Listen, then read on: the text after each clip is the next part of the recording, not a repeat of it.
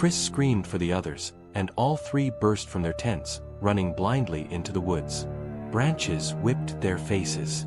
Roots caught their shoes. The forest felt alive, closing in around them. And always, behind them, the sound of bones rattling. A guttural growl. The sound of something breaking and reforming itself as it crawled. They didn't stop until Jordan tripped. He fell hard, flashlights scattering into the dark. The others turned back just in time to see the demon's jaw unhinge, wider than any mouth should open. The scream that came out wasn't Jordan's, it was hundreds of voices, all shrieking at once. And then, silence. Jordan was gone. Maya and Chris kept running, tears blinding them. Behind them, the forest groaned with unnatural sounds, branches snapping though no wind blew, voices calling their names from every direction. Finally, the trees thinned. Headlights flashed in the distance. The highway.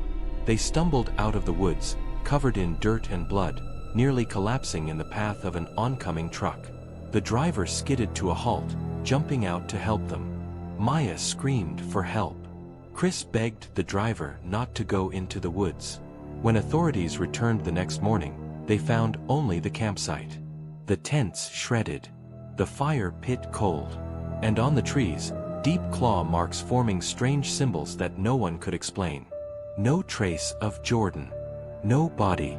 Not even a drop of blood. To this day, campers vanish in Blackthorn Forest. Always at night. Always without a trace. Some say the demon doesn't hunt for food. It hunts for company.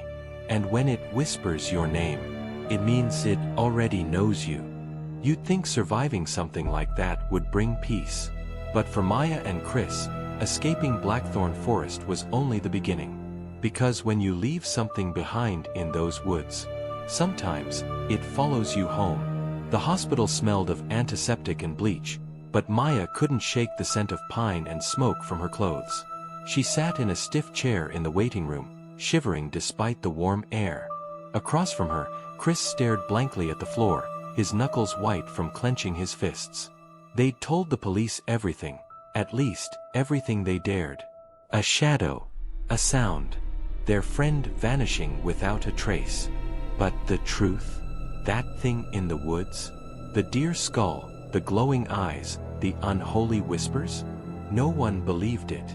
The officer's pen scratched against paper as he repeated the same line.